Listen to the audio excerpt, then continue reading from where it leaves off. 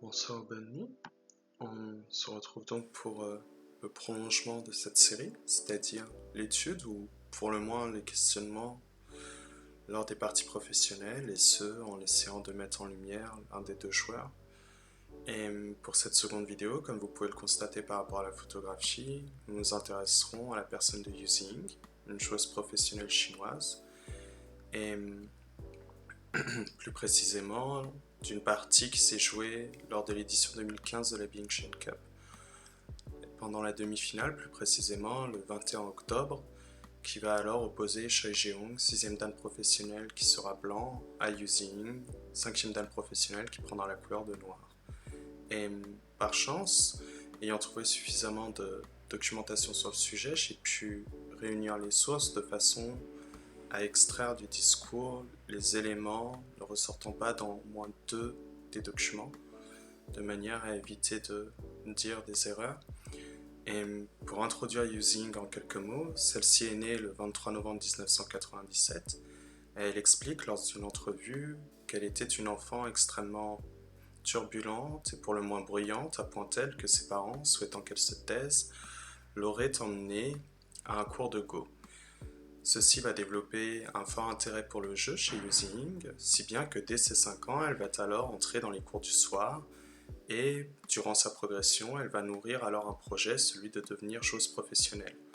Afin de l'aider à parvenir à cet objectif, son père va alors quitter le domicile familial et démissionner de son emploi pour partir avec sa fille dans la ville de Pékin en 2006.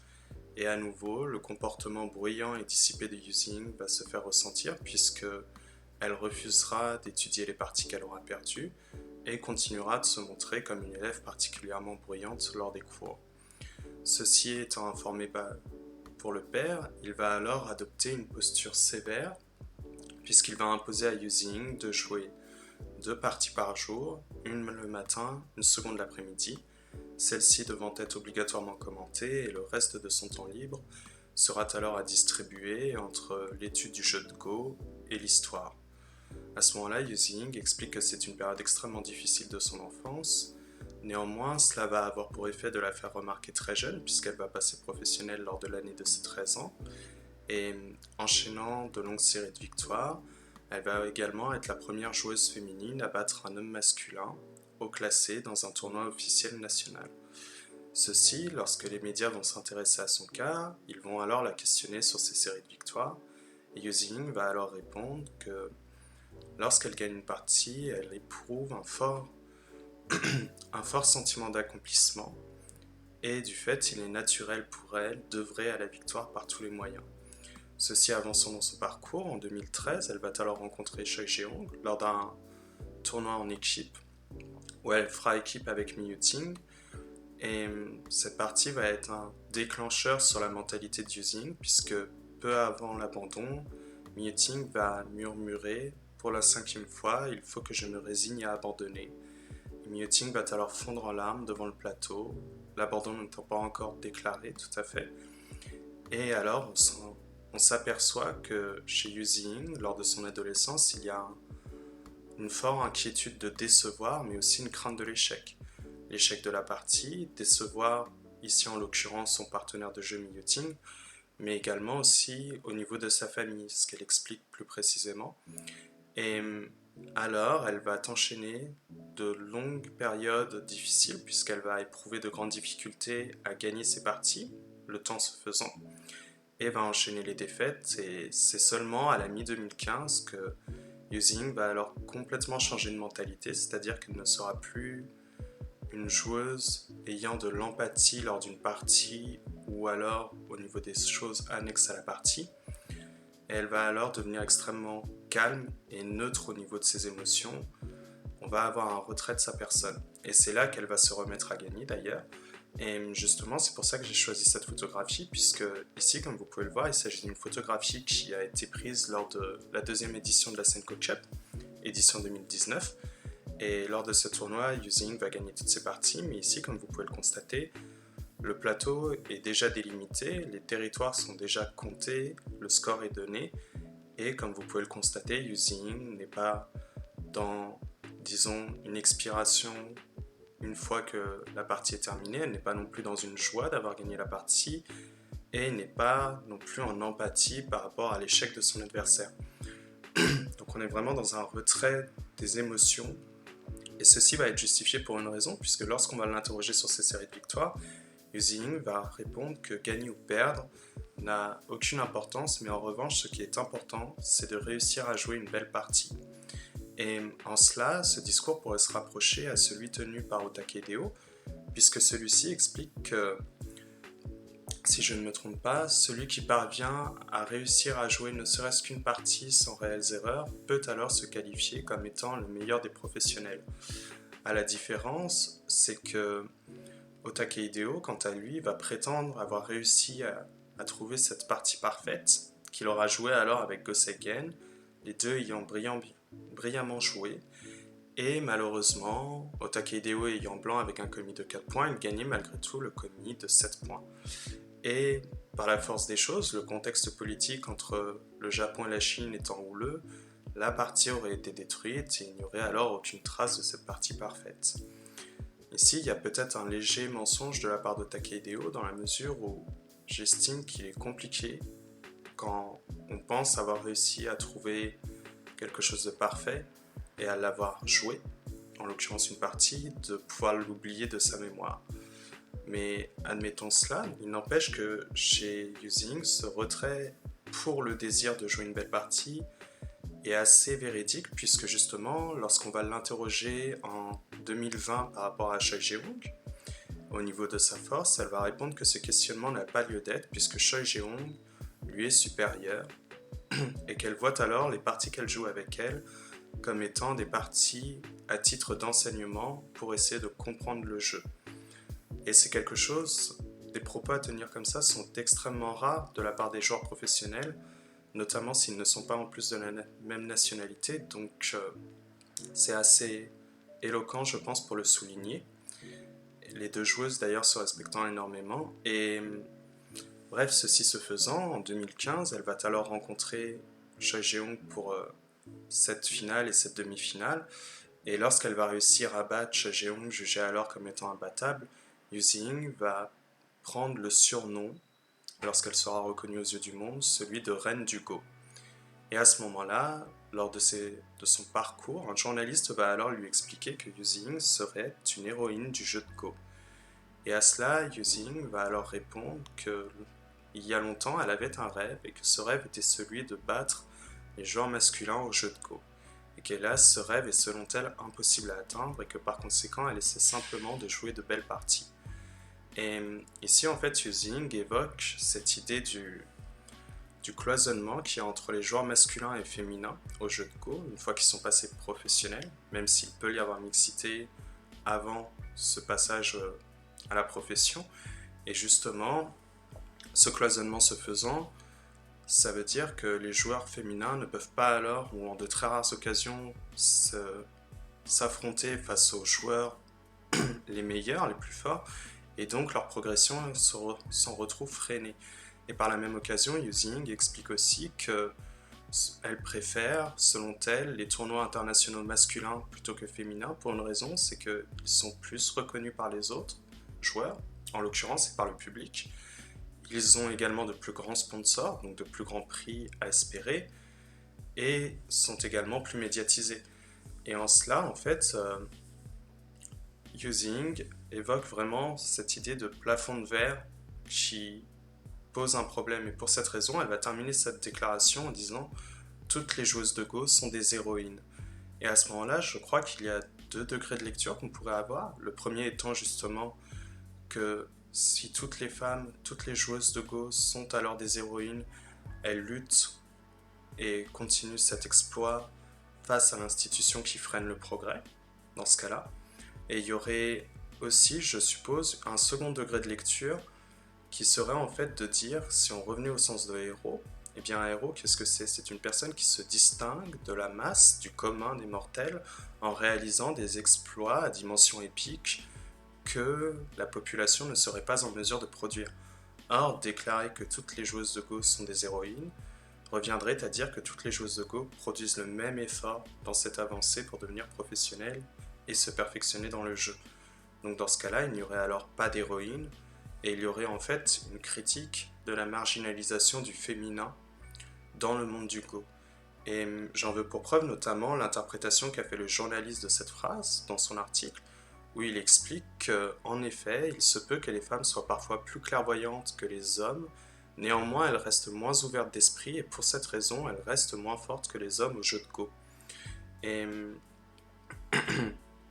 donc ici, dans cette marginalisation, il y a vraiment quelque chose qui est culturel, mais à la fois institutionnel. Et en effet, pour jouer une partie, si on peut en essayer d'extraire une idée pour le moins, votre genre, au singulier comme au pluriel, votre non-genre, votre sexualité, n'a strictement aucun intérêt et n'est en rien pertinent pour une partie. Et ce qui compte en revanche, cela va être votre jeu et votre manière de penser. Et pour cette raison, je vous demanderai, maintenant que vous avez l'information, d'oublier ce surnom de reine du Go, puisque justement, Yuzing, il semblerait qu'elle souhaiterait être reconnue en tant que joueur et non en tant que femme joueuse.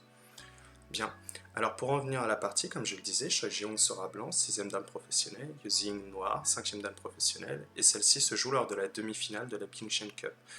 Et pour vous donner cette idée, on va parler du jeu de Yuzing justement en termes de maturité, puisque les joueurs professionnels vont la comparer comme étant une joueuse possédant une clairvoyance proche en fait des maîtres au siècle passé.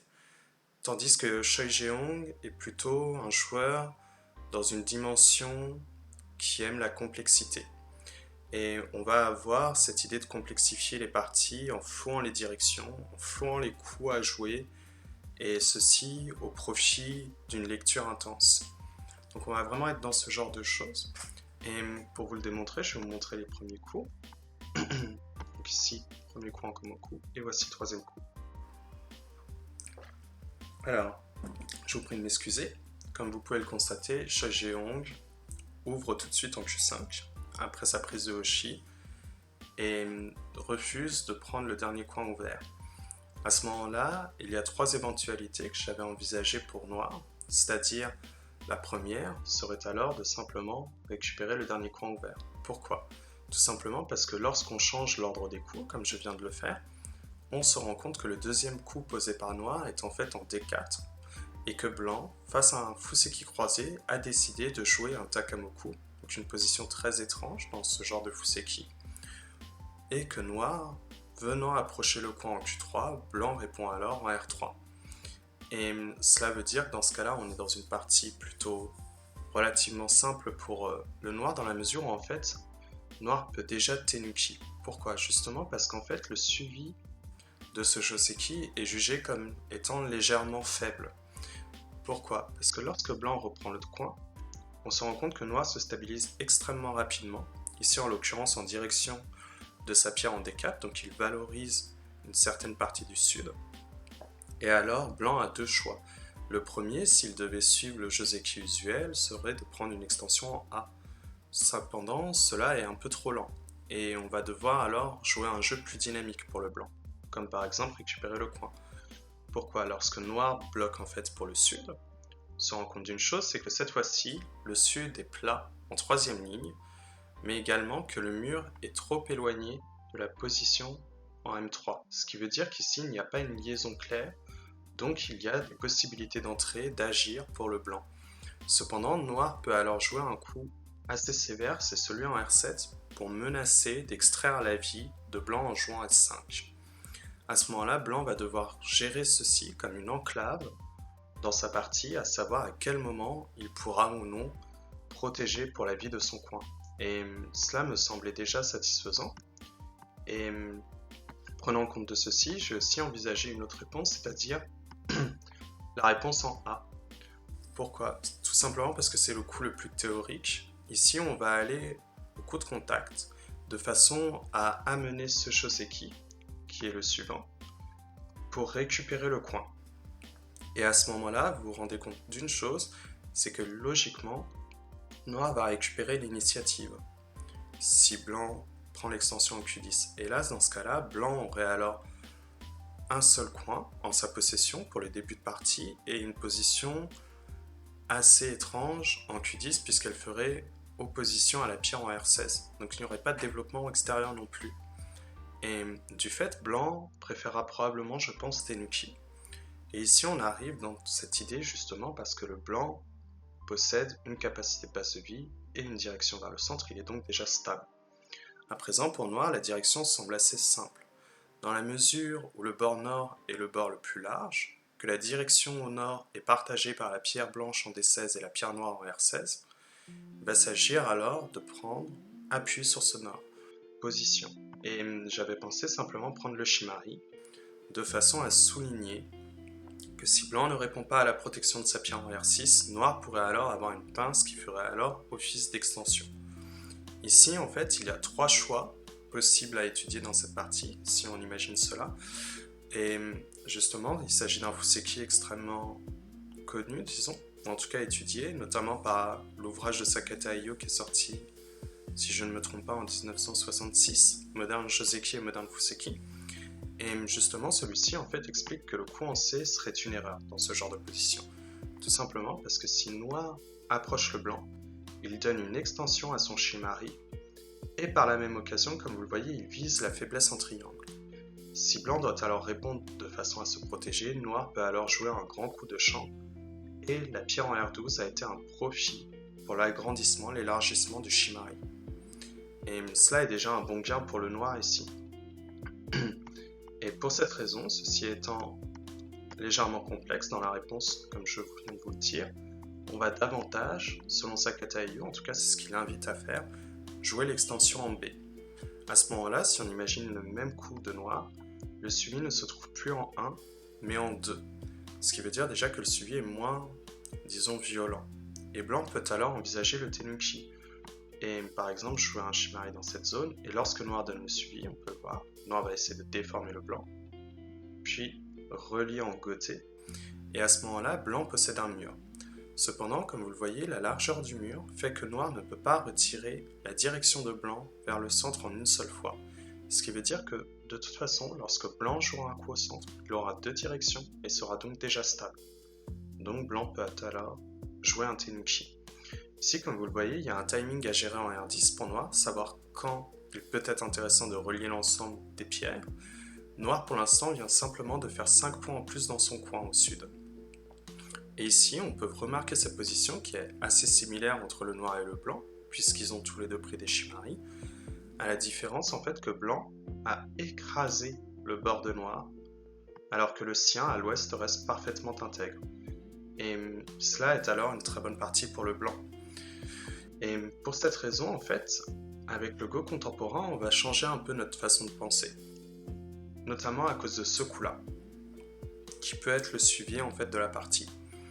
Et si blanc protège, ici noir peut déjà envisager de répondre ailleurs. En effet, ce serait un bon échange puisqu'il aurait écrasé le blanc. Mais il peut aussi donner suite. De cette façon, lorsque blanc coupe, il va déformer et donner l'angle vide avant de relier ses pierres. À présent, noir, en reliant ses pierres, a renforcé son groupe et masque donc la faiblesse en R14. Blanc, quant à lui, a une coupe à gérer, c'est-à-dire que la pierre de coupe en A n'est toujours pas capturée. Ce qui veut dire que blanc, ici, s'il ne capture pas cette pierre d'une manière ou d'une autre, lorsque noir a l'occasion de la sortir, il va créer alors 2 groupes faibles.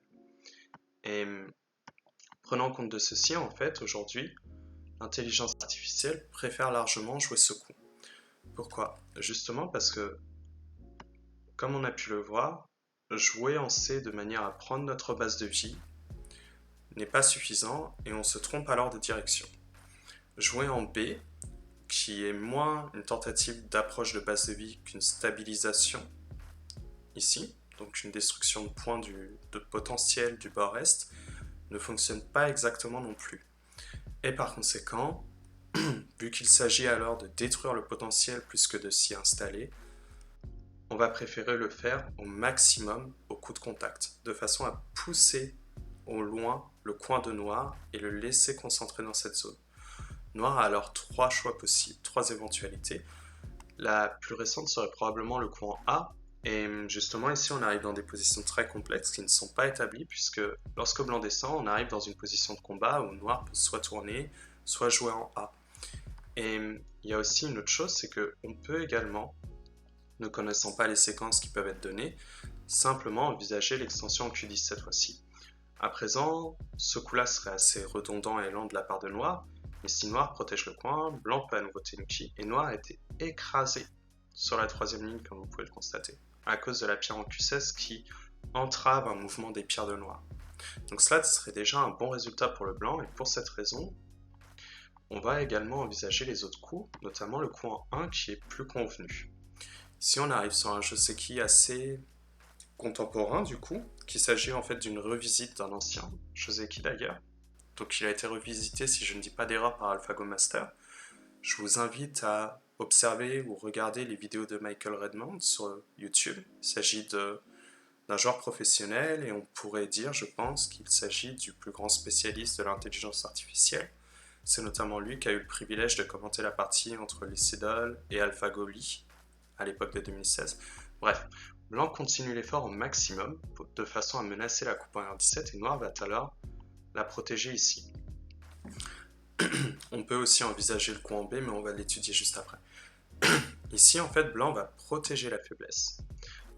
Et maintenant, on se rend compte qu'il y a un problème de forme au niveau de P17. Noir va donc devoir réparer ce souci de forme, et blanc va pousser au maximum. Et continuer l'effort. À ce moment-là, il y a une erreur que beaucoup de personnes ont tendance à faire, c'est-à-dire qu'il vaudrait mieux simplement continuer. Mais souvent, on retrouve ce genre de coup, qui est en fait une erreur dans ce genre de fuseki. Pourquoi? L'idée étant, je comprends, c'est que si blanc essaie de poser la tari, qui protège la forme, on peut imaginer que noir donne des coups forçants de cette façon à déformer le blanc et s'étendre. Cependant, il y a plusieurs problèmes à cette question. Déjà, la première chose, est-ce que blanc est vraiment obligé de répondre au premier coup de forçant de noir? Et à ce moment-là, si on imagine que noir essaie de donner l'effort au maximum, en coupant, blanc va alors pouvoir donner des échanges forçants et protéger la faiblesse. Ici, il y a une coupe en triangle, mais tant que noir n'a pas le coup en A, celle-ci n'a pas d'intérêt. Et admettons, si noir ne joue même pas ce coup en A, blanc va commencer à nourrir un énorme potentiel sur le nord. Donc ce coup devient obligatoire et très important pour les couleurs. Cependant, blanc en fait peut déjà tenuki. Puisque si noir essaie de capturer la pierre, blanc va donner l'échange une fois et rejouer un tenuki. On a réussi cet objectif de simplement détruire le bord est, et noir, comme vous le voyez ici, n'a pas de position extérieure intéressante. Il a simplement réussi à capturer quelques pierres. Donc en cela, ce coup n'est pas une bonne idée de tourner tout de suite en S15. Et si on imagine de tout de suite frapper le point vital ici, vu qu'on était avec un ané à tête de 3 pierres, comme vous pouvez le voir ici, bien ce n'est pas une grande idée non plus, parce qu'en fait, blanc de toute façon va jouer le tenuki. On a déjà supprimé les capacités de noir à verrouiller des points, et si noir en fait se contente de simplement capturer les pierres, c'est beaucoup trop lent. Et aujourd'hui, j'ai vu ça il y a environ une semaine sur une chaîne de Go coréenne.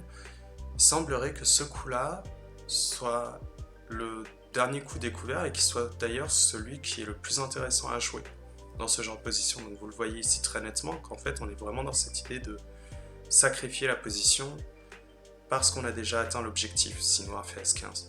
Donc c'est pas un coup brillant du tout de jouer S15 à ce moment-là de la partie, contrairement à ce que on pourrait penser dans la plupart des cas. En revanche, ici, il y a une question qui apparaît, c'est-à-dire que quand blanc continue l'effort, ici, noir peut envisager de tourner. Et ça donne une partie compliquée. Cependant, je ne connais pas suffisamment le joseki pour pouvoir vous le donner avec certitude. Et ici, vous voyez que blanc possède une faiblesse en P14. Et la manière dont il va protéger la faiblesse, c'est quelque chose qui est assez incroyable, c'est-à-dire qu'il va tout de suite couper le noir. Pourquoi? Pour créer un problème de liberté, comme vous voyez au niveau de ses pierres, mais également une vie potentielle en ayant Q18 dans le coin. Donc noir va alors pousser, et blanc vient, en jouant cette extension, de protéger la faiblesse en P14. C'est ce qu'on appelle une justification. Et noir va alors devoir protéger à son tour la faiblesse. Ici, souvent, on pourrait penser à une extension. Et par exemple, une extension A, B, D ou C. Tout simplement parce qu'en fait, on remarque qu'on a obtenu un mur et peut-être qu'il serait intéressant de verrouiller le bord. Or, si on fait ça, ce serait surinterpréter l'utilité de nos pierres et pourquoi elles ont travaillé. Puisque, admettons, si nous prenons cette extension, noir va alors pouvoir travailler le nord. Comme vous voyez, on a donné énormément de force au nord. Et à ce moment-là, la partie devient assez complexe pour le blanc à donner. Et pour cette raison, il vaut mieux tout de suite jouer la direction. Puisque de toute façon, noir ne peut pas facilement attaquer les positions de blanc. Si, admettons, noir essaie de créer une attaque, ou au moins de, disons, créer un groupe faible chez le blanc et détruire le bord, blanc n'est pas, comment dire, n'est pas inquiet pour une raison simple, tout simplement parce qu'il ne voulait pas forcément y faire des points, mais simplement détruire le potentiel. On le répète encore une fois. Et ici, il ne faut pas se tromper, c'est-à-dire que si vous aviez envie de venir là, on revient sur cette idée de sacrifice des pierres que blanc peut faire, et c'est pas concluant pour le noir.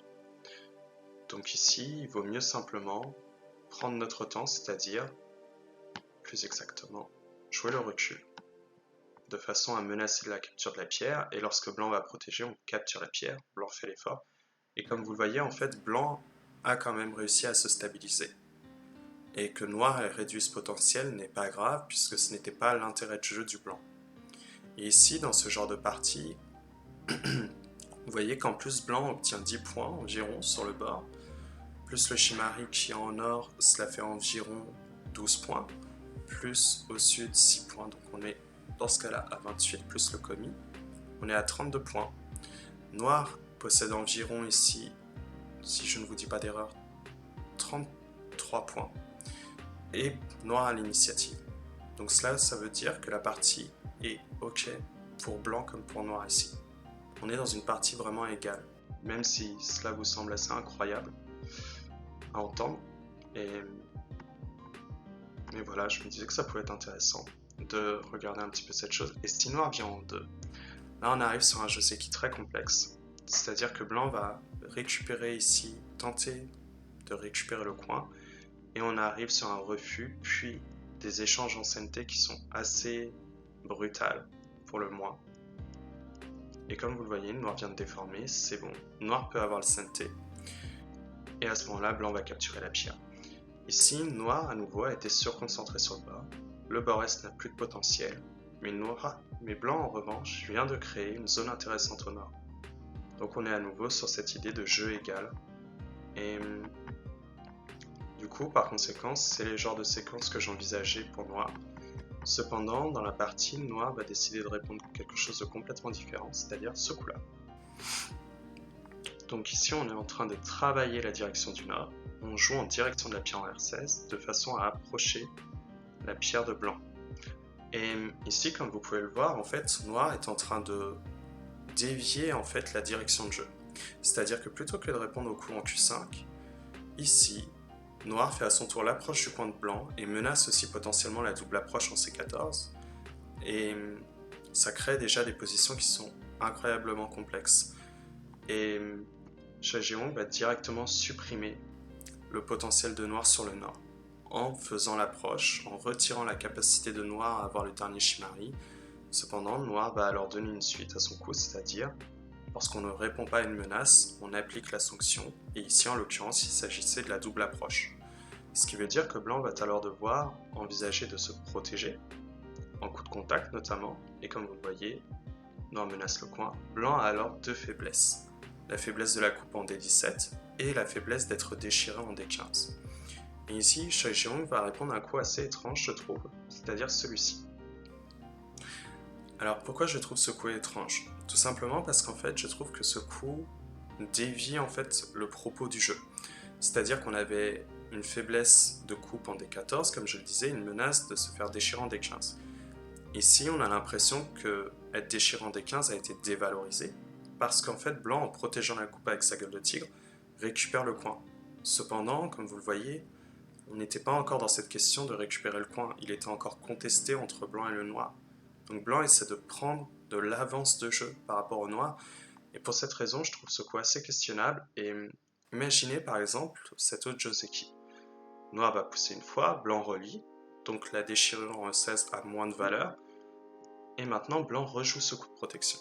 Cependant, ici, dans cette séquence, le coup en D18, qui est le même que dans la partie, est justifié pour ne pas perdre la pierre en C17 et aussi pour ne pas donner le coin facile au noir, puisque justement ici, noir va se retrouver goté, perdre l'initiative, et blanc peut alors s'étendre et valoriser le noir.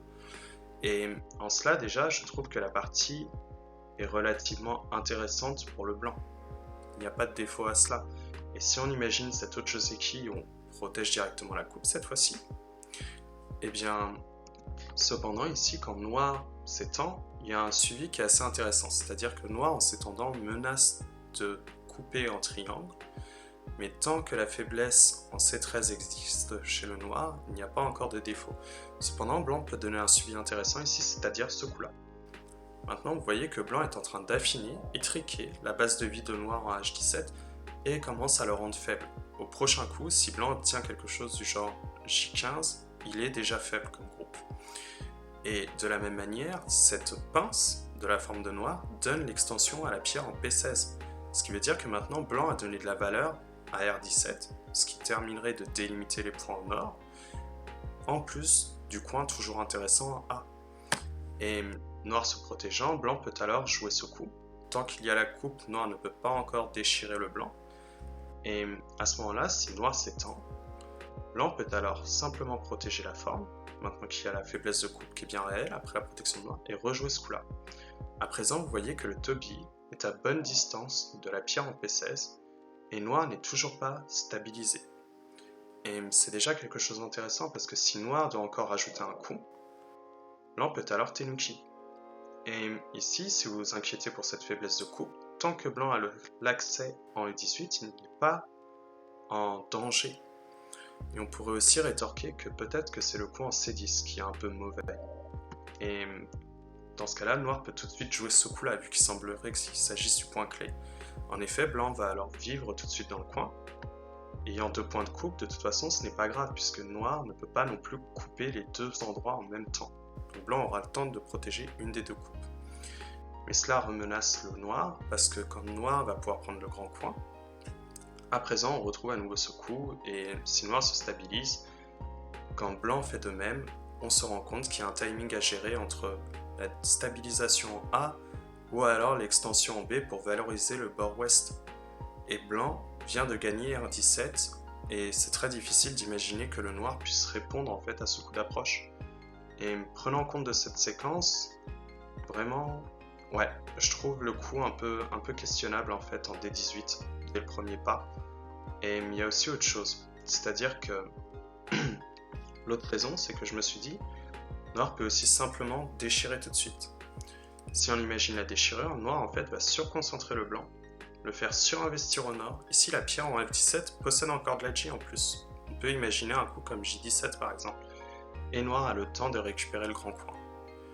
Et là, comme vous pouvez le constater, contrairement à la première séquence que je vous avais montrée, ici le bord n'est toujours pas fixé pour le blanc. Blanc vient simplement d'obtenir le coin.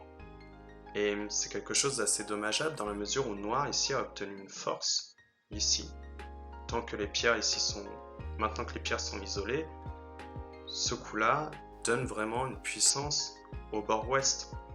Et c'est une partie assez compliquée, je trouve, pour le blanc. Et même au-delà de ça, si on imagine que noir prenne tout de suite un coin, à ce moment-là, le coin en D15 devient encore plus menaçant. Puisque cette fois-ci, si, je ne sais pas, imaginons blanc répond ailleurs, et qu'on imagine cette fois-ci la déchirure, de la façon suivante, et bien ici, noir va tout de suite capturer les pierres. Et cela donne beaucoup de force à nouveau sur le bord ouest, mais donne aussi une position intéressante au centre. Et pour cette raison, je trouve pas cela intéressant le coin des 18. Et même si noir, admettons, se protège parce que blanc a répondu en E16, c'est déjà intéressant puisque la pierre en F17 possède encore beaucoup de possibilités, donc le bord nord est difficile à développer pour le blanc. En tout cas, c'est l'impression que j'ai. Et néanmoins, noir va continuer la partie de cette façon en pinçant tout de suite la pierre en P16, récupérer l'initiative pour ensuite remettre la pression sur l'un des groupes que blanc avait laissé. Et ici, blanc va répondre ce coup-là. Donc essayer de voir s'il peut récupérer la vie dans le coin ou non. Et alors, j'ai dû ouvrir un peu mon bouquin de Joseki parce que ça faisait très longtemps que je n'avais pas vu ce genre de pince et de situation. Donc, un instant. C'est-à-dire qu'ici, un tenuki vers le coin en C ou en D est toujours envisageable. Mais la question est à se poser, c'est-à-dire est-ce qu'on jouerait pas en A ou est-ce qu'on préférerait jouer en B? Et je me suis posé la question déjà avec le coup en A. Si on protège, recule, on protège. Là, en fait, blanc va frapper le point vital en R14. Et quand noir vient ici, blanc ne pouvant pas isoler le noir, l'enfermer ici, va devoir reculer. Et à ce moment-là, il y a deux coups. Alors le coup en B, je le connaissais, mais le coup en A, je l'ai vraiment découvert. Et je le trouve particulièrement étrange, et j'aime bien. C'est-à-dire que c'est contre-intuitif, on va pousser dans le Kosumi, donc un Atekomi, et quand blanc va prendre la gueule de tigre, on va déformer. Maintenant on a donné l'angle vide, on va reculer pour notre forme. Blanc va alors s'élargir, essayer d'isoler le noir dans ce coin, justement parce que c'était l'objectif du coup en E15, et noir va alors jouer ce Tetsuji pour relier l'ensemble du groupe et essayer de sortir du coin. Cependant, blanc va surenchérir avec le même coup. Et lorsque noir descend, blanc va pousser. Et ici, il semblerait, selon Joseki, qu'il vaut mieux jouer en S14. J'imagine que c'est pour lier cela avec la vie du coin. Néanmoins, je n'en vois pas l'intérêt dans la mesure où on aimerait obtenir une position de façon à attaquer la pierre en Q5. Et je préférerais sortir pour le noir ici. En tous les cas, blanc va écraser le noir. Ensuite, on pince la forme pour menacer le coup en L18 et noir va protéger la base de vie. À ce moment-là, comme vous le voyez, le coup en triangle prend énormément d'intérêt pour le noir puisqu'il va surconcentrer le blanc dans le coin, complètement isoler les pierres en E14 et possiblement, s'il ne fait pas un tenuki après pour D4, les capturer en Shisho et donner une position intéressante vers l'extérieur. Cependant, blanc, protégé en E16, est légèrement lent puisque derrière, la pierre en F17 n'est toujours pas achevée, puisque noir pourra toujours se relier en H18. Donc ça m'avait l'air d'être une partie intéressante pour le noir, je vous prie de m'excuser. Mais néanmoins, cela restant assez complexe quand même. Et il y avait une autre possibilité dans ce cas-là, c'est-à-dire aussi de venir ici. Et usuellement, selon Joseki, il est préférable de simplement écraser la forme. Cependant, ici, il y a un léger problème au niveau du contexte, puisque noir va pouvoir sauter. À ce moment-là, comme vous voyez, il y a une tentative de se relier à la pierre en F17, donc de vivre sur le bord nord, et cela devient très complexe, et blanc va devoir tout de suite pincer la forme, pour empêcher l'action du noir, et l'obliger à travailler avec la pierre en F17. Cependant, noir va essayer de sortir, et blanc ne peut pas freiner la sortie tout de suite, il va devoir déjà se renforcer. Noir va pouvoir mettre la pression, blanc renforce parce que maintenant il est devenu faible, comme vous voyez, il avait qu'une seule direction. Noir protège son Hachi, et à ce moment-là, on a l'impression que la partie est catastrophique pour le noir, quand blanc peut enfin reculer, justement parce qu'il n'a pas de base de vie. Cependant, en fait, il y a ce coup-là. Et ici, ça devient très pénible pour le blanc, parce qu'en fait, lorsque noir recule, noir peut vivre localement en jouant B ou en jouant A. Et c'est déjà très satisfaisant, la blanc est vraiment trop en retard, parce que, comme vous le voyez, il a un groupe en Q17 qui est potentiellement attaquable, une grosse faiblesse de forme au nord, ça veut dire que la position du coin ici ne fait pas de points, alors que noir a déjà engrangé des points à plusieurs endroits et continue d'être stable à chaque fois.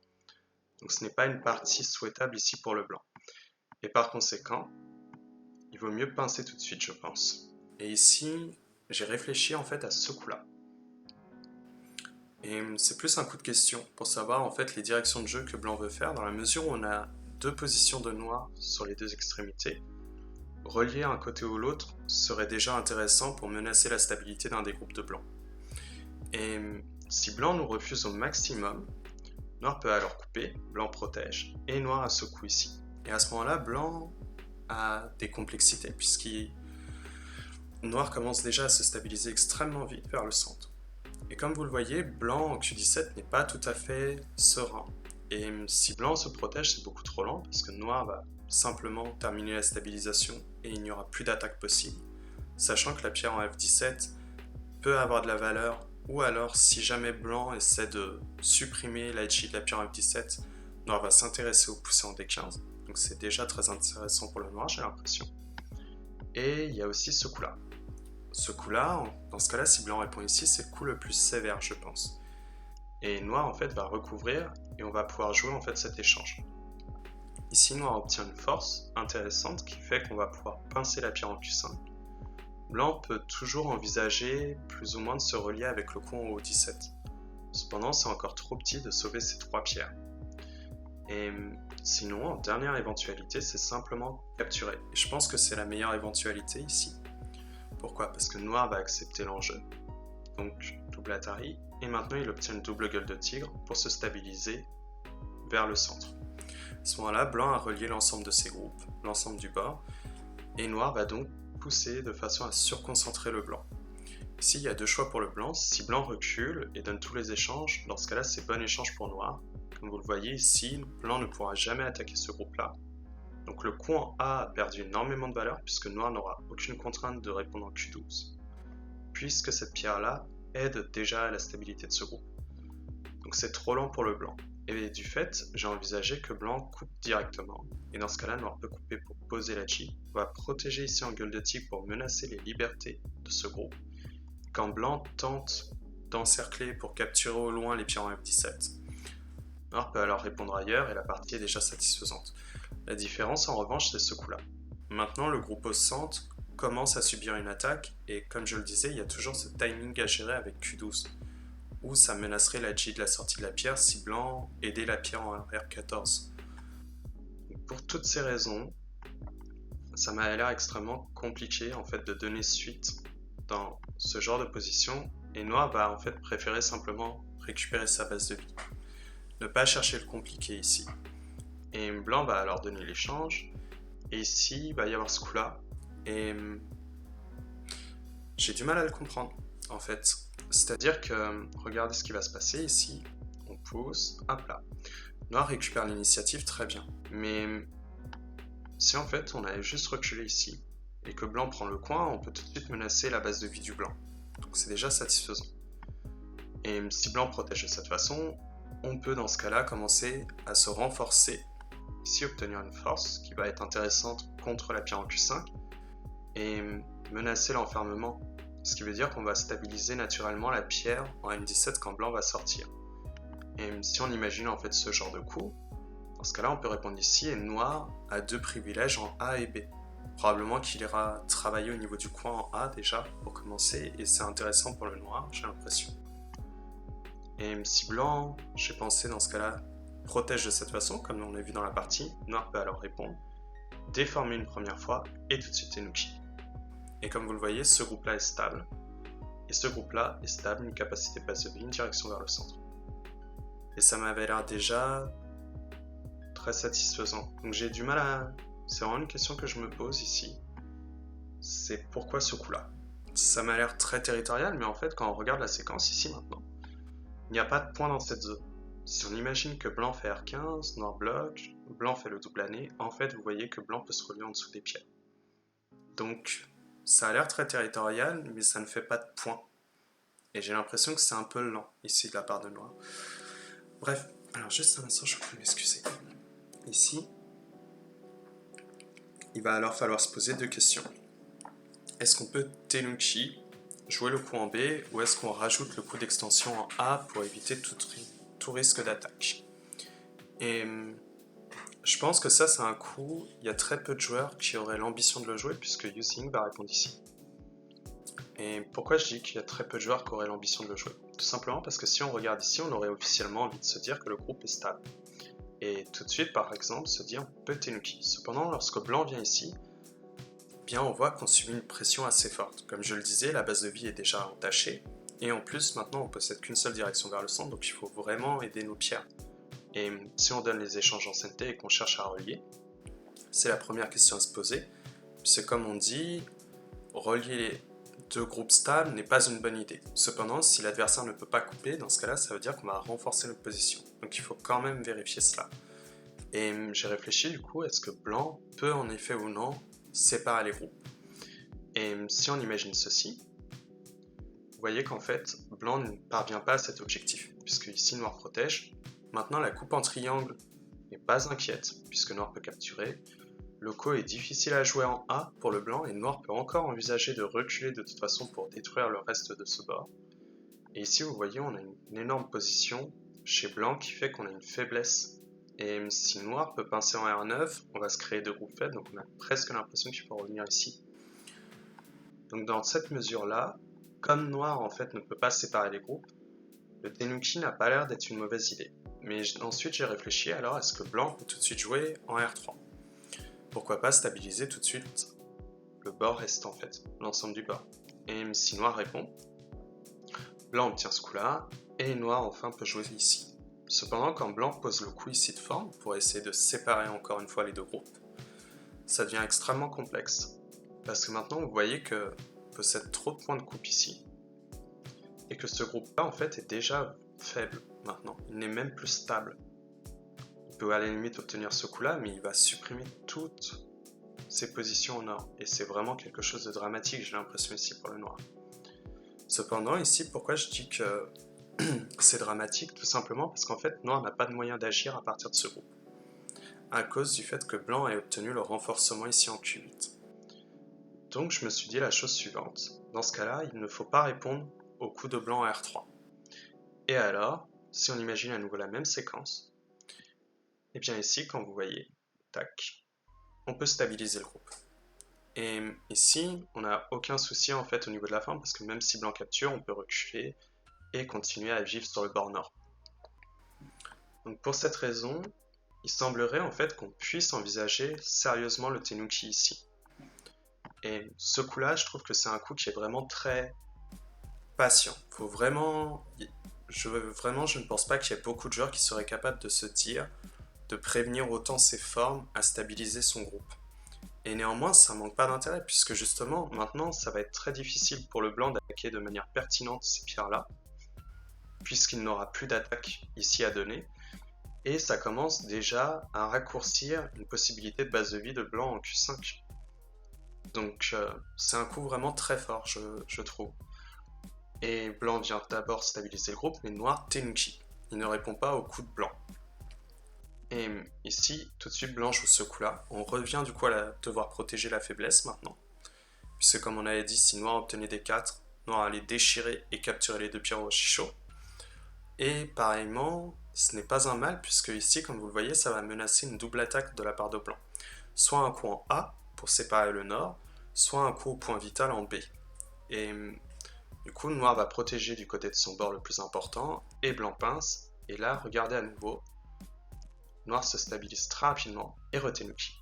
Et connaissant un petit peu Choi Jae-hong au niveau de ses parties, puisque je regarde pas mal les retransmissions, je peux pas m'empêcher que ce soit un moment où Choi Jae-hong ait commencé à faire sa moue, où elle commence à s'énerver avec les lèvres qui se creusent légèrement et les lèvres en avant, et enfin les joues qui se creusent, et les sourcils qui sont étrangement froncés, parce que personnellement je comprendrais qu'on puisse se sentir irrité de noir qui tenuki une fois à R3, et qui quand on commence une attaque en J16, il arrive encore à trouver le moyen de récupérer l'initiative pour aller jouer ailleurs. C'est vraiment... Et justement, en fait, c'est le coup qui va être donné par Choi Jae-hong qui me donne cette idée, parce qu'en fait, Choi Jae-hong va tout de suite retirer la base de vie. Maintenant, le groupe de noir est faible. On est vraiment dans cette idée de vouloir imposer à l'adversaire de répondre à son coup, parce que là, ça nous a pas plu, les deux tenuki qu'on suivi, j'ai l'impression. Et j'aime beaucoup le coup qui va être joué, c'est celui-ci pour la stabilisation. Comme on a dit, en fait, blanc ne peut pas facilement déchirer. Et cela est encore plus valable depuis qu'on a la pierre en Q10 en appui, en R10 en appui. Mais c'est pas le genre de coup qu'on aurait pensé. Je pense que la plupart du temps, on aurait pensé à un coup comme A et probablement B en fait, pour la stabilisation. Donc je trouve vraiment ce coup élégant parce que ça dévalue énormément en fait le fait que blanc envisage un coup en haut 15. Puisque si vous l'imaginez en fait, ici, noir va déchirer la position. Et ce coup-là est pas forcément si incroyable que ça à jouer en fait pour le blanc. C'est quelque chose de difficile à tenir en fait. Et comme vous le voyez ici, on peut pas le jouer, puisqu'il y a une capture. Donc j'aime vraiment beaucoup ce coup de recul qui a été fait. C'est vraiment une manière très élégante de se stabiliser. Et blanc va alors pincer le sud, vu que c'est la dernière zone intéressante. Et à ce moment-là, noir va suivre le mouvement, il va protéger. Blanc vient ici, et on a la montée, blanc s'étend. Et ici, j'imagine, avec le Go contemporain, on envisagerait plutôt ce genre de coup. Tout simplement parce que ici, on aurait la promesse d'un œil si on obtient S1. Ça réduirait aussi la base de vie du blanc. Et on a toujours une direction officiellement. Et N2 donne déjà la vie, ou alors P4. Donc on est déjà serein ici pour le groupe de noir. Et si on imagine que blanc entrave le mouvement, en fait, noir va pouvoir créer un nouveau groupe chez le blanc qui sera potentiellement attaquable. Et à ce moment-là, on imagine ce genre de partie, j'imagine. Et peut-être même qu'on pourra envisager quelque chose de plus sanglant. Ouais. Ça a l'air compliqué à assumer quand même, ce genre de coup. Ah, finalement, pas tant que ça. Parce qu'en fait, on touche toujours à N2. Donc on pourrait même envisager ce genre de truc pour essayer de vraiment attaquer au maximum avant que blanc obtienne K5. Ouais, ça a l'air envisageable, j'ai l'impression. Enfin bref, ceci étant, on voit que noir se stabilise, blanc prend la base de vie, noir continue la stabilisation et retire la direction partagée entre les deux groupes de blanc et de noir, c'est-à-dire que blanc avait une direction ici, mais noir également. Donc il prend l'ascendant. Blanc vient ici, et le coup ici qui va être joué par noir est vraiment très inattendu, je trouve, puisqu'il va jouer directement ici. Alors l'idée, en fait, c'est un Tetsuji de forme pour retirer la base de vie de blanc en agrandissant la sienne. Néanmoins, le coup naturel serait plutôt en A, et on envisagerait même, si on a permis ce renforcement M5, de jouer par exemple en R7. Et si on imagine déjà en premier lieu le coup en R7, voilà ici. Bien, je ne sais pas quoi penser de cette séquence, je l'aime pas spécialement, je la trouve assez molle, disons-le comme ça. En effet, noir a stabilisé, d'accord, on garde le coup en A en réserve, mais j'ai pas l'impression qu'on fait grand chose de si incroyable. Ça m'a pas l'air mauvais du tout pour noir, mais j'arrive pas à voir l'intérêt, donc je sais pas. Peut-être que c'est bon, peut-être que ce n'est pas bon, il faut regarder. Mais imaginez maintenant ce coup-là. En fait, pourquoi je vous le montre? Parce que, en premier lieu, je pense que pour beaucoup, on doit songer en fait à cette faiblesse qu'il y a ici. Et en fait, ici, ça ne fonctionne pas la faiblesse à cause de cet Tetsuji, comme vous le voyez ici. Là, on va capturer les pierres. Mais imaginons malgré tout qu'on joue la forme, c'est-à-dire qu'on... Oups, je suis allé un peu trop loin, je vous prie de m'excuser. Alors, imaginons qu'on joue la forme et qu'on se permette d'écraser le blanc et de contester la base de vie. Donc blanc va alors protéger la base de vie, noir va réactiver la menace de la coupe en commençant à construire, comme vous le voyez, un moyo, ici, sur le bord est. Cependant, maintenant, il faut vraiment réfléchir à cette faiblesse parce que depuis qu'on a donné l'échange A pour B, blanc n'a plus son Tetsuji noir n'a plus son Tetsuji de forme en L3, comme on a vu dans la partie. Donc ici, je me suis posé la question. Pourquoi? Parce qu'en fait, il y a... Comment dire cela? Il y a un grand tournant de la partie, c'est-à-dire que là, en fait, il faut déjà compter avant de se lancer dans cette séquence. Parce que vous allez voir que c'est assez monstrueux ce qui peut se passer. Ici, vous avez un blanc qui possède 37 points, et plus le commis à 7 points et demi. Et noir, ici, il a 39 points. Donc on est dans une position où blanc possède une avance de 5 points. 5 points et demi. Ce qui veut dire que là, la partie est légèrement décevante en fait pour le noir. Et quand je vous parle de ce point, je vous parle d'ici. À partir de là, la situation. Donc, par conséquent, si on imagine cela, blanc va couper, noir protège et menace la coupe en O6. Blanc protège alors. Et là, il y a trois façons d'envisager la suite. Le coup en A, ça va nous donner un ko. Le coup en B, ça donne à nouveau un genre de ko, mais qui est moins bon qu'en A. Et ce qui fait qu'on n'est pas du tout vivant localement. Donc j'ai préféré ce coup-là pour vous le montrer. Et si on joue les échanges, capture pour réduire la base de vie, on pousse au maximum, on agrandit la base de vie. C'est bon. Ici, à ce stade, noir peut envisager de vivre localement et jouer le coup en triangle.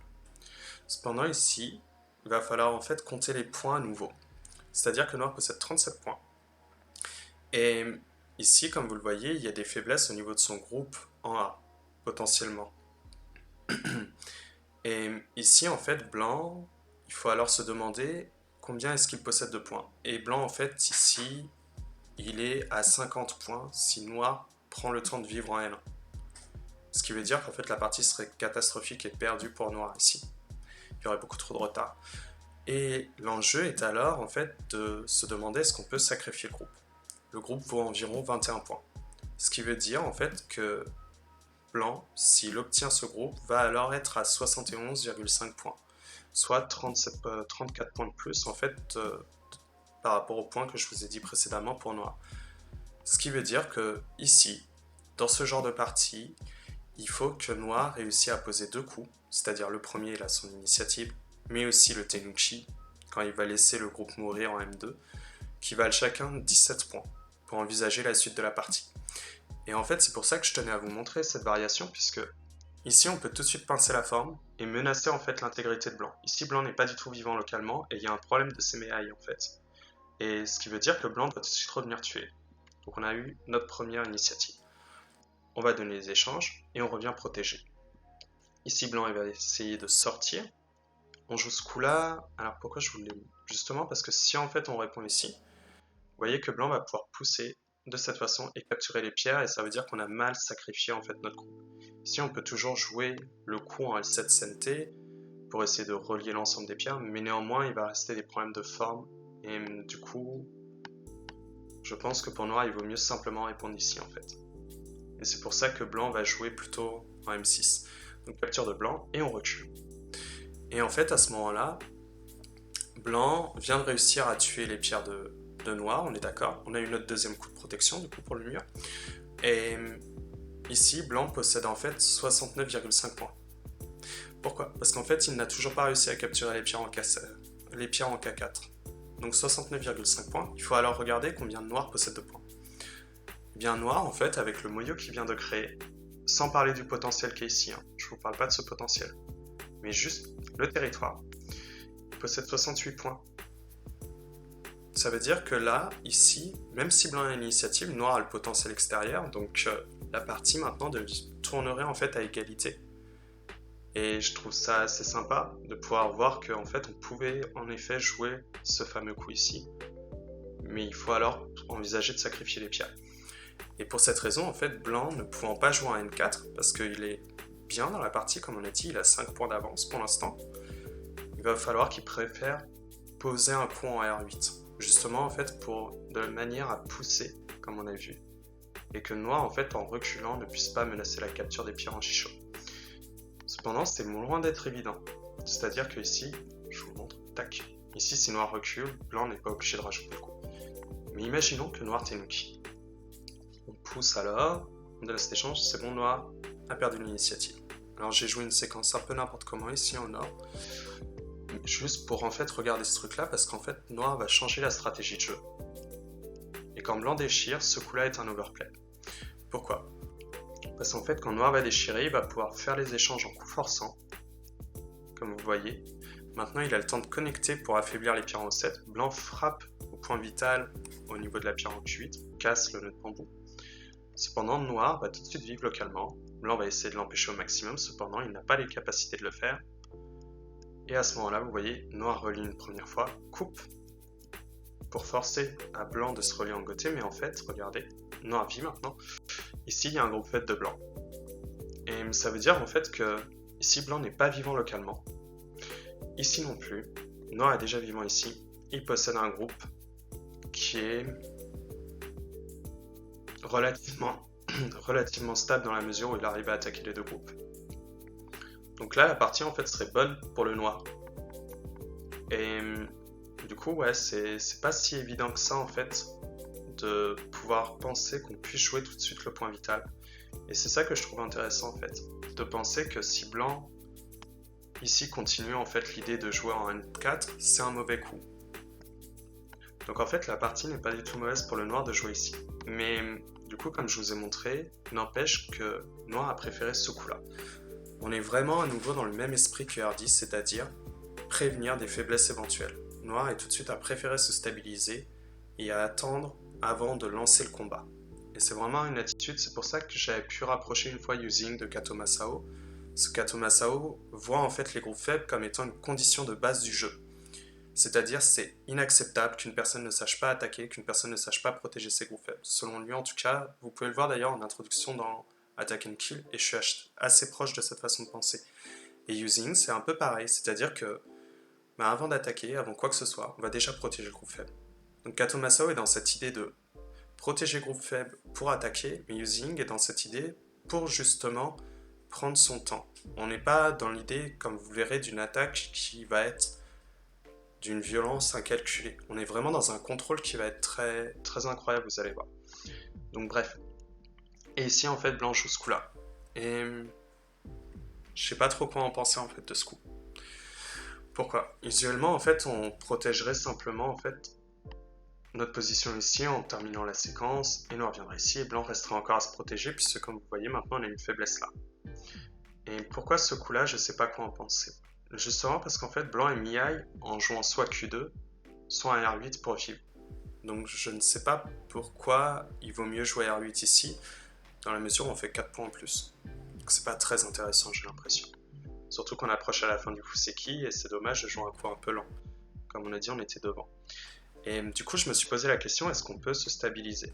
Parce que, comme j'ai dit, ici, on ne veut pas jouer le coup en R8, on a dit, parce qu'on est mi-high. Donc, il faut néanmoins, dans ce cas-là, stabiliser le groupe au centre. Et en fait, si on imagine cela, et que Noir, du coup, prive le coup à Blanc, on a une sortie, ça déchire. Voilà. Et en fait, ici, ça a l'air catastrophique pour le Blanc. Et G5 apparaît alors comme un mauvais coup. Et K2 comme un coup lent. Donc en fait, apparemment, ça n'a pas l'air d'être une mauvaise idée du tout de ne pas stabiliser le groupe et de jouer en R8. Donc alors, je me suis posé une autre question. Peut-être que dans ce cas-là, ce n'est pas une bonne idée en fait de stabiliser le groupe de cette façon. Et convenant de ceci, en fait, je me suis demandé autre chose. Pourquoi? Parce qu'en fait, en suivant la séquence, il y a quelque chose que je me suis dit, c'est qu'en fait, on pouvait vivre dans le coin. Avant. Oh, c'est pas la bonne variation. Je vous prie de m'excuser. Il y a un peu trop de variations envisageables, en fait. Voilà. C'est à partir de celle-ci que je me suis posé la question. Et en fait, si on imagine cela, on se stabilise, Noir continue de fermer le moyo, et Blanc va tout de suite essayer de contester. Et en fait, en imaginant cela, je me suis rendu compte d'une chose, c'est qu'on a justifié F5 à Noir. Ce qui fait qu'on n'a pas pu en fait relier le coin au groupe stable, enfin à notre groupe au bord. Donc ça veut dire en fait que c'est à cause de G5 qui donne F5 qui fait qu'on ne peut pas se stabiliser de cette façon. Donc j'en ai conclu autre chose. C'est-à-dire que si se stabiliser d'une manière trop claire avec directement un coup en G5 n'est pas une bonne idée. Dans ce cas-là, en revanche, on peut tout de suite jouer ça. Parce que comme on l'a dit, Noir réussissait à empêcher la reliure des deux groupes, du coin et du groupe, justement à cause du coin F5. Donc, j'ai imaginé ceci. Et alors, en premier lieu, on va tous me rétorquer que on peut tout de suite venir poser ici, et comme ça relie déjà les pierres. Oui. Cependant, c'est pas forcément l'idée que je me fais, et je l'ai pas eu tout de suite parce qu'il a d'abord fallu que j'envisage d'autres séquences avant ça. Imaginons. En fait, ici, Noir ne peut pas descendre. Si Noir descend, on voit que Blanc va pouvoir pousser et couper la forme. Et en fait, ici, Noir fait en fait un overplay. C'est-à-dire que ici, si Noir essaie de protéger la coupe, Blanc termine d'enfermer les pierres et Noir est décédé dans sa position. Donc, première information. Et en fait, si Noir pousse, Blanc coupe et c'est déjà décédé aussi au niveau de la position. Donc derrière, ce coup-là ne marche pas pour le Noir. On ne peut pas s'amuser à empêcher d'enfermer le Blanc dans le coin. Donc si on recule, bien si on recule, on peut alors sortir de cette façon, donner l'échange, Noir va récupérer le coin comme vous le voyez, mais on a le temps de Tenuki parce qu'en fait on a stabilisé en H2. Et à ce moment-là, on va pouvoir jouer ce coup ici, pour menacer au 15. Cependant, c'est trop lent pour Noir si Noir protège tout de suite. Donc Noir a déjà le CNT. Pourquoi je vous dis que c'est trop lent? Si je vous le montre, voilà. Ici, vous voyez que Blanc prend la direction de Noir, qui avait essayé de valoriser le bord est. Et du coup, je me suis imaginé, Noir devrait mieux jouer ici. Et là, en fait, je me suis demandé ce qu'on pouvait jouer. Et peut-être que c'est le moment où on va pouvoir sourire, c'est-à-dire que je suis revenu à l'idée de ce coup.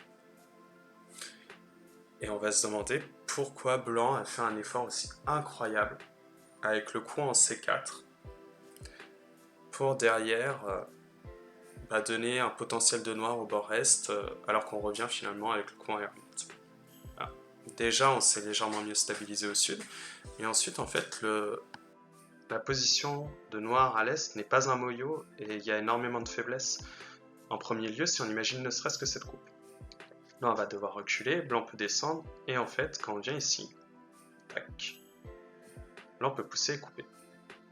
Ici, officiellement, noir va réussir à capturer les pierres en B13. Cependant, il va devoir finir un effort colossal, et les pierres en C9 et C8 apparaissent alors comme des possibilités d'écrasement et de destruction du potentiel du noir. Ici, blanc est suffisamment en avance dans la partie. Il a 3 points d'avance ici, en fait, s'il joue de cette façon-là. Oui, j'ai compté à peu près toutes les séquences du coup. Et ça me semblait relativement correct, par conséquent, d'envisager cela. Et juste un instant, je vous prie m'excuser. Comme autre point d'entrée, je me suis dit qu'on pouvait aussi envisager de simplement y bloquer et diriger l'IEC. Dans ce cas-là, on se désintéresse du coup en C13 puisqu'on va pousser ici. Faire l'échange, mais pas pour les mêmes raisons comme vous le voyez pour l'IEC comme je disais, puisqu'on va jouer en B16. À ce moment-là, enfermement, et blanc en fait va pouvoir donner suite à L16 et attaquer le groupe. Ici, de ce que j'ai compté, blanc possède un point d'avance et il attaque la position de noir au nord. Donc ça veut dire que la partie est envisageable pour blanc ici. Il n'y a pas de problème. Et il y a également ce coup-là, réfléchir. Et j'ai pas trouvé grand chose pour l'instant. Et le jouer maintenant, ce coup-là est un peu précipité. Donc je ne sais pas en fait ce qui est mieux de coup à jouer. Et c'est pour ça que j'étais revenu en fait à ce coup-là. En me disant que c'était déjà suffisant, puisque noir ne faisait pas assez de points. Là en l'état actuel. Ce qui voudrait dire qu'on aurait avancé le résultat de la partie. Donc je m'étais dit pourquoi pas que ça pouvait être quelque chose à envisager en fait. Mais par conséquent, il y a néanmoins une chose que j'ai compris, du coup en étudiant ça, c'est qu'en fait si blanc joue ce coup-là, de façon à faire simplement des points, c'est pour une raison, c'est qu'en fait il ne peut pas stabiliser de manière facile le groupe en J3. Cependant, quand noir joue la forme, blanc va alors justifier la protection et le coup de stabilisation. Et en fait, je trouve que c'est vraiment très intelligent en fait d'en arriver à cette idée-là, de dire comme on ne peut pas se stabiliser tout de suite, mais qu'on n'est pas encore tout à fait attaquable, on va attendre la première salve pour justement justifier le fait qu'on va se renforcer en suivant la direction que noir nous donne. C'est un peu risqué, je pense, mais c'est vraiment très lucide en fait comme façon de penser le jeu, j'ai l'impression. Et noir termine alors le Fuseki avec ce coup-là, en verrouillant le coin. Ici en fait, noir possède 47 points, et blanc est ici à 49 points et demi. Donc dans la mesure où blanc possède le CNT, on est dans une partie qui est avantageuse pour blanc. C'est assez serré, mais pas autant qu'on avait pu le voir dans la première vidéo par exemple. Mais néanmoins, on a remarqué une chose, c'est que ici, Using a joué ce coup de patience. Ici, ce coup-là néanmoins était quand même très, en effet, en patient. Ici aussi, et ici encore. Donc en fait, là, ça veut dire que le jeu de noir, l'objectif de Using ici, c'est de maintenir un écart similaire au point, en se donnant des positions solides, de façon à pouvoir lutter. Parce que là, en fait, blanc, comme vous le voyez, va devoir tout de suite essayer de réduire le potentiel de noir, parce que si noir envisage de... Alors juste un instant, je vous prie de m'excuser. De verrouiller l'ensemble du bord, il va commencer à faire trop de points. Donc en fait, noir a commencé à créer des positions intéressantes et attend en fait le moment où il va pouvoir travailler sur ces formes-là et du coup rattraper son retard. Donc on est vraiment dans un jeu qui est très confiant au niveau de ses capacités. Et blanc essaie de réduire, cependant, en fait, noir va être content parce que ça ouvre un flanc ouvert, justement parce que le coût de réduction de blanc est beaucoup trop éloigné de son groupe en J7. Et donc il va pousser de façon à retirer une direction de loin au groupe de blanc, donc ici. Et ici, on continue l'effort au maximum, ça pousse, et là, noir continue l'effort, blanc essaie au maximum d'élargir la zone pour essayer de continuer à travailler ici, mais ça empêche aussi que la pierre en H12 va soutenir le projet de stabiliser le groupe en J7. Et là, noir va jouer un coup qui est très particulier. C'est celui-là. Et je sais pas en fait quoi en penser. Pourquoi? Parce qu'en fait, je me suis demandé pourquoi est-ce qu'on ne peut pas simplement jouer ici? Donc déjà, la première chose, je me suis demandé est-ce qu'il y avait une faiblesse?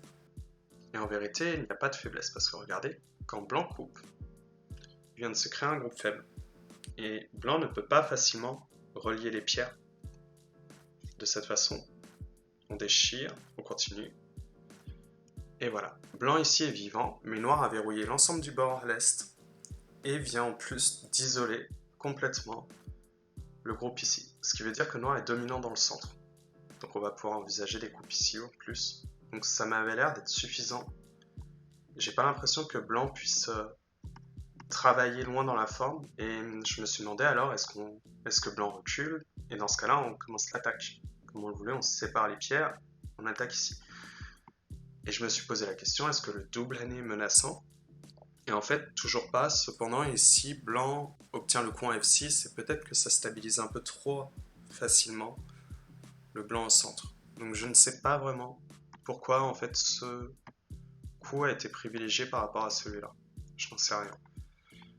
Néanmoins, blanc va devoir se stabiliser et il cherche à le faire d'une façon ou d'une autre. Noir prend encore le temps de renforcer sa position en menaçant les possibles points ici dans cette zone, ne serait-ce qu'un coup en H15.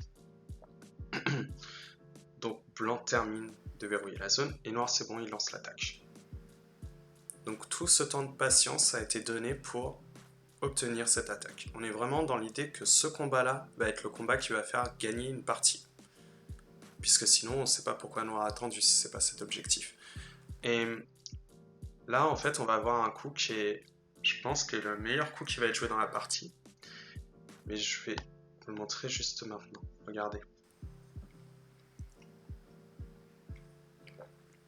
Et je crois que là, si on devait parler en fait comme les autres commentateurs ont tendance à parler, c'est-à-dire de la maturité du jeu de Yu Xing, ça se trouve dans ce coup-là, je pense. On le voit très clairement. Pourquoi? Parce qu'en fait, il serait naturel en fait de vouloir séparer ce groupe-là. Les deux groupes sont à présent faibles.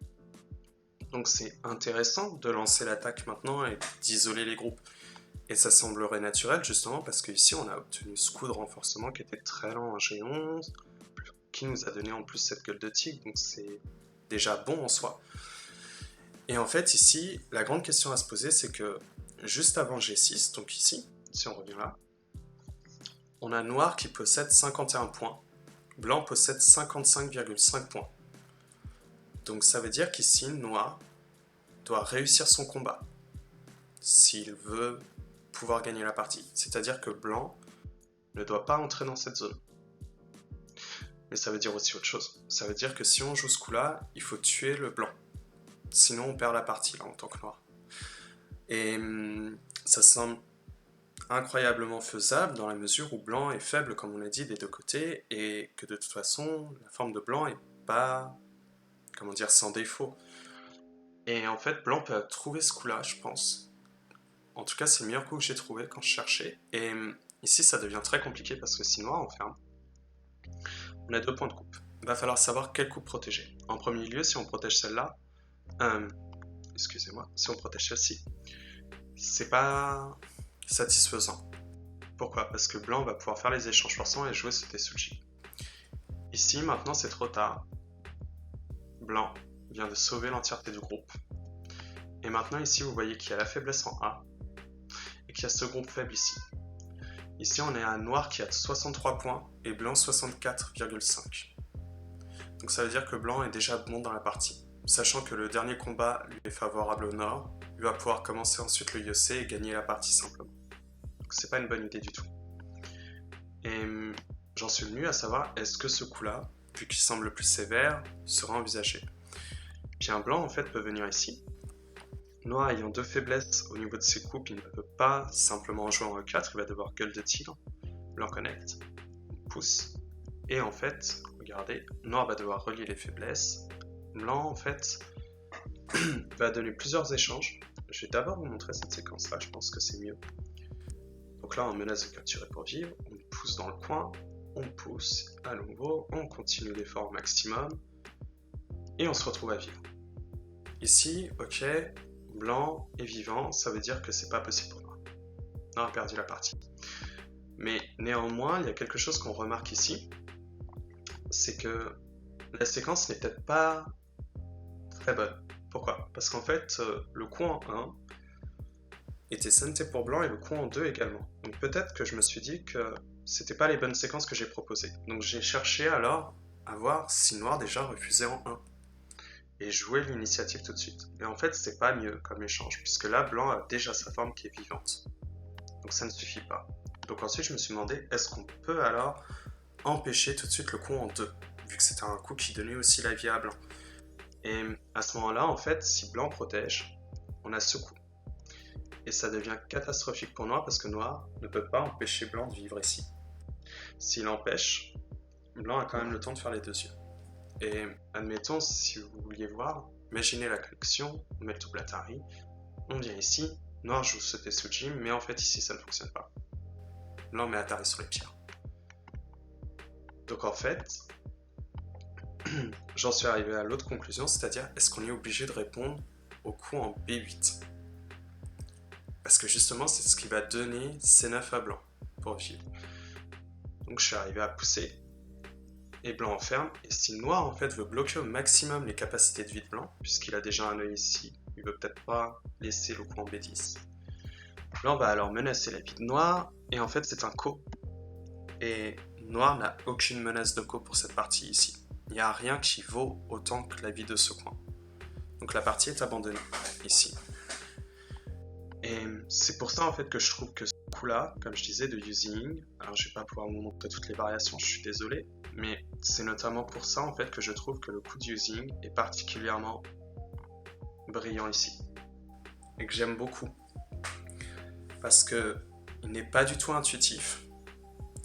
Il n'y a rien qui laisse présager que ce soit une mauvaise idée de jouer en G6. Mais en vérité, même si la partie serait encore serrée, hein, comme on a dit, comme il y a encore ce combat au nord, on la perdrait en fait sur la finale. Ça veut dire que là, en fait, Using vient de penser à comment terminer le Yosei au niveau de la partie, là, en jouant ce coup-là. Puisqu'elle a préféré éviter le combat. Et c'est vraiment très fort, je trouve, de réussir à faire ce genre de pensée. Et à ce moment-là, comme vous voyez, il n'empêche que ce coup-là devient nécessaire pour le blanc, sinon ça va être dramatique maintenant que noir a obtenu le renforcement F9. Et ici, blanc est stable vers le faible. Comme vous voyez, une direction ici et une autre direction vers le sud. Cependant, noir va pouvoir attaquer, on réduit déjà en CNT ici, et on essaie de relier l'entièreté du groupe. Blanc essaie de contester et vient couper ici. Et là, il y a une grande question que je me suis posée. C'est-à-dire que noir va répondre ici. Donc je comprends l'idée. Si blanc descend, en fait, ça ne fonctionne pas parce que noir a ce coup-là pour tuer les pierres. Il va pouvoir les enfermer. Mais la question est alors de se poser, est-ce qu'on peut simplement alors envisager ce coup? Puisqu'on a dit qu'on avait le Tetsuji en E8 pour capturer les pierres. Mais en fait, ici, ça ne fonctionne pas. On a un Atari dans cette position et un snapback ici. Et alors, je me suis dit que le défaut dans ce cas-là, c'était le coup en E8 dans la séquence, si on joue en D12. Et si on imagine simplement le recul, blanc a beau faire les échanges qu'il souhaite, il n'empêche qu'il ne peut pas relier ses pierres ici. Et noir n'est pas si inquiété que ça dans la position extérieure pour l'instant. Comme vous le voyez, il y a un œil ici et une direction, donc on est stable encore. Et je me suis demandé du coup pourquoi pas répondre ici en fait, vu que ce serait meilleur pour les points en fait. Et du coup ici en fait noir va perdre quelques points dans cette séquence en jouant ça. Et blanc continue les échanges. Et maintenant, il y a ce coup-là. Et Noir va répondre ici. C'est pas le meilleur coup en fait. Noir devrait simplement envisager un recul en R12 ou peut-être un coup en Q12. Mais la question, je sais pas si vous l'avez remarqué, il y a un problème en fait dans les positions de blanc. Il y a un énorme problème. Et Noir va faire cette séquence pour obtenir l'initiative. Donc il va sacrifier le bord ici comme vous le voyez au niveau du bord est, prendre une force, et maintenant, quand blanc capture pour terminer la séquence, Noir a le SNT et peut enfin frapper le point vital de blanc. Donc Noir a accepté de faire un résultat local moins bon pour avoir l'initiative, mais néanmoins, ça n'empêche pas qu'ici il continue d'avoir une force. Donc ça veut dire que maintenant blanc est faible dans une ligne d'influence de Noir. Et la partie devient très compliquée. Cependant, il y a quelque chose que je vous ai pas dit. Je ne sais pas si vous vous en êtes rendu compte, c'est pour ça aussi que je vous ai donné les scores exprès. C'est-à-dire qu'en fait, blanc, ici, est toujours en avance de 2 points. Et en fait, la partie va se terminer avec l'abandon. Et lorsque j'ai fait le comptage, à l'abandon de la partie, Choi Jae-hong perdait la partie de 1,5 points. Donc je me suis retrouvé à compter tous les 10 coups, les positions, pour essayer de savoir où est-ce qu'était à peu près le coup perdant. Et en fait, on va y arriver, c'est juste là. C'est probablement le coup qui fait perdre la partie à Choi Jae-hong ici. Là, on a en fait blanc qui a 65 points et noir qui a 58 points. Et en fait, quand noir a ce coup-là, ça va changer énormément parce que blanc doit encore se stabiliser et noir capture les pierres. Maintenant, vous avez blanc en fait qui possède 71,5 points et noir qui a ici 73 points. Et c'est avec ce coup en fait, je pense que Choi Jae-hong a dû perdre la partie. Parce qu'en fait, blanc a abandonné les 2 pierres trop rapidement ici. Sans contrepartie en fait. Et je me suis demandé qu'est-ce qu'on pouvait jouer. Et j'ai pas trouvé grand chose honnêtement. Et le seul truc qui avait l'air intéressant, c'était simplement de venir ici, parce qu'en fait, si noir pousse, on se stabilise très facilement, donc ça va. Et comme vous le voyez, en fait, on n'a pas tout à fait abandonné la position en K3. Et admettons, si on joue ce coup-là, vous voyez qu'il y a un double Atari, et c'est pas du tout quelque chose de plaisant pour le noir. Donc ça pourrait continuer le combat, et même si noir connecte, on peut tout de suite jouer là, de façon à envisager de sacrifier ses pierres, mais à obtenir le IEC ici. Parce qu'en fait, je vais vous montrer la fin de la partie. Et c'est en fait une position que blanc va perdre au niveau des points. Donc là, on continue, on est déjà au IEC maintenant. Les groupes sont stabilisés, mais malheureusement, comme vous le voyez, Choi Jae-hong doit faire le IEC avec un groupe qui est à peine stable. Maintenant qu'elle a obtenu au 9, ça va, elle a réussi à se fixer dans la position. Et c'est quand même assez fort de réussir à faire du IEC avec un groupe potentiellement attaquable. Je sais pas s'il y a beaucoup de joueurs qui seraient en capacité de faire ce genre de choses. Et je vais vous avancer un petit peu la partie jusqu'à la fin tout de même. Voilà.